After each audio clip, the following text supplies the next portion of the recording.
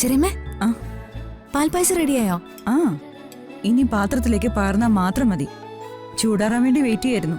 എന്നാ ഞാൻ എടുക്കാം. ആ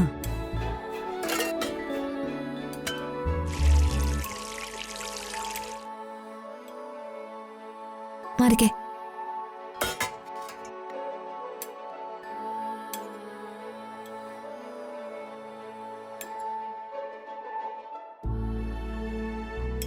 രാജുന് പാൽപ്പായസം എന്ന് വെച്ച ജീവന്.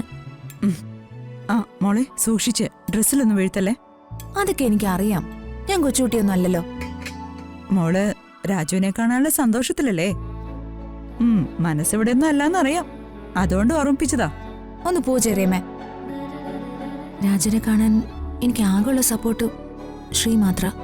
അവള് നല്ല കുട്ടിയാ, മനുഷ്യത്വം ഉണ്ട്. ആ പ്രിയ പോലെയല്ല.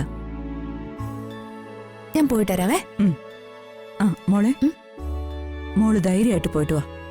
മോൾ ആഗ്രഹിക്കുന്ന പോലെ എല്ലാം നടക്കും. മോള് രാജുവിനെ കാണുകയും സംസാരിക്കുകയും ചെയ്യും.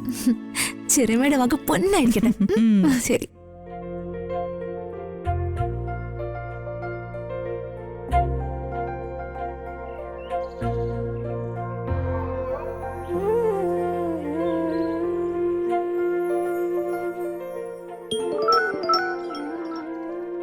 റെഡിയായോ? ആ ഞാൻ റെഡിയാ. ഋതു, ഒരു പ്രശ്നമുണ്ട്. അമ്മയും അമ്പലത്തിൽ വരുന്നുണ്ട്. ഒരു കാരണവശാലും നീ അമ്മയുടെ മുമ്പിൽ ചെന്ന് പെടരുത്. എങ്കിൽ അമ്മ രാജുവേട്ടനെ കാണാനോ സംസാരിക്കാനോ സമ്മതിക്കില്ല. ഞാൻ ശ്രദ്ധിച്ചോളാം ശ്രീ. രാധമ്മയ്ക്ക് എന്നോട് അത്രയ്ക്കും ദേഷ്യമാണെന്ന് എനിക്കറിയാം.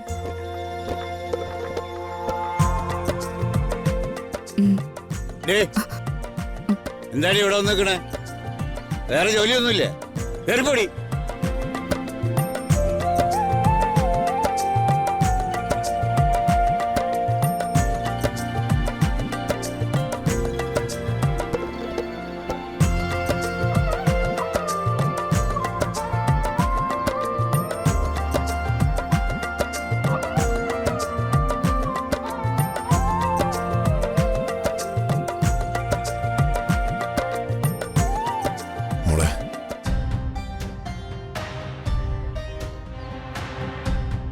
മോളെന്താ ഇവിടെ വന്നിരിക്കുന്നേ?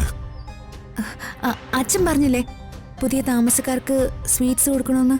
ആ, അത് വളരെ നന്നായി. എന്നാ മോളോടൊപ്പം ഞാനും വരാം. അവരെ ഒന്ന് പരിചയപ്പെടുകയും ചെയ്യാമല്ലോ. ഇത്രയും അടുത്ത് താമസിച്ചിട്ടും ഒന്ന് പരിചയപ്പെട്ടില്ലെങ്കിൽ അത് മോശമല്ലേ? അയ്യോ അച്ഛാ, അത് പിന്നെ ഇത് ക്ഷേത്രത്തിൽ കൊണ്ടുപോയി പൂജിക്കാനുള്ള പായസ. അവർക്ക് കൊടുക്കാനുള്ളത് വേറെ മാറ്റി വെച്ചിട്ടുണ്ട്. പ്രസാദം ദൈവത്തിന് കൊടുത്തതിന് ശേഷമല്ലേ ആർക്കെങ്കിലും കൊടുക്കാൻ പറ്റൂ.